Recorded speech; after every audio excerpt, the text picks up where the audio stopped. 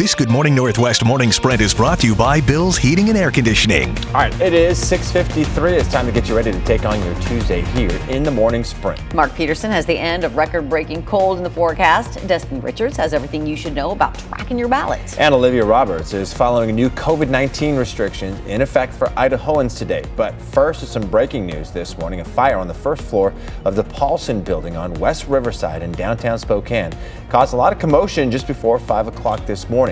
Witnesses say they could see flames through a broken window.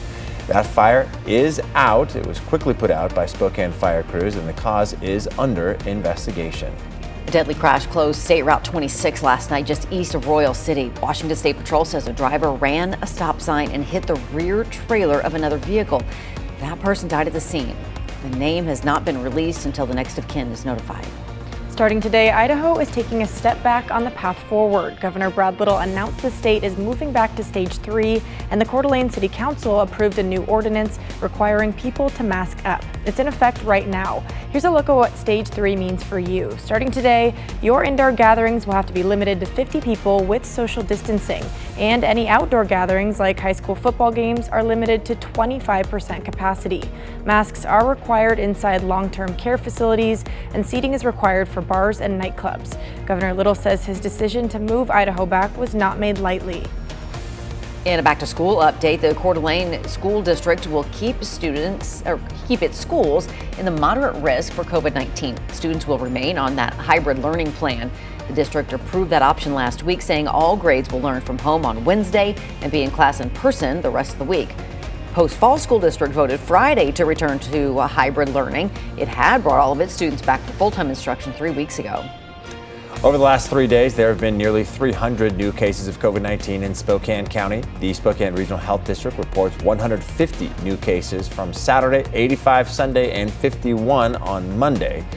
4 more people have died, according to the Health District, with 197 deaths so far from our community. Right now, 33 people are hospitalized with the virus in Spokane. Around the nation, we are seeing the highest 7-day case average since the start of the pandemic. Nearly 69,000 new cases yesterday. The previous record was set at the end of July. Also, the 2 highest single days of new cases were Friday and Saturday, with more than 83,000 new cases added each day. More than 225,000 Americans have died from the virus. Health experts say the resurgence of cases they had warned would strike in the fall and winter is here. If your ballot is still sitting on your counter, it's time to get on it. On our elections page on KXY.com, we've included a list of all ballot drop-off locations in eastern Washington so you can find the closest one to you, or you can simply drop it in the mail. You don't even need a stamp. To find your nearest drop box and for all of our election coverage, just click on the For the People headline on KXLY.com.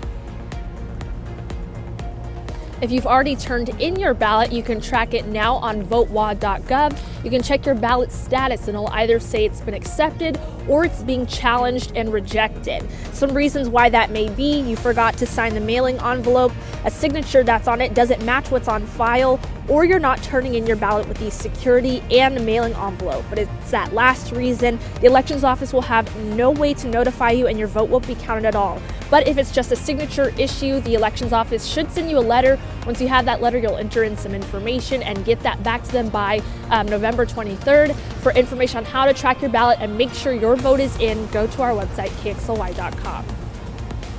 A lot of good information there. In our first alert weather, here's the 4 things you need to know heading out on this Tuesday morning. It's going to be another cold start, lots of sunshine today, and of course, that's going to happen again Wednesday. And we also begin to warm up, and I think that's going to be the important part. As we look at your midweek today, the green light is on for getting outside. Again, bundled up. 36 for today, 45 Wednesday, Thursday, 50. Judge Amy Coney Barrett was sworn in as a Supreme Court justice last night after one of the quickest nomination proceedings in modern times. The vote of 52 to 48 to confirm fell mostly along party lines. Good Morning America continues our confirmation coverage coming up in just a few minutes.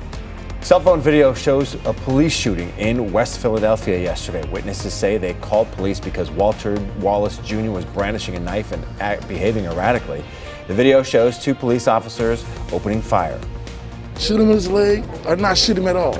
Last night, protesters gathered in front of the police district to protest the shooting, some setting police cars and dumpsters on fire. GMA will have more on this story.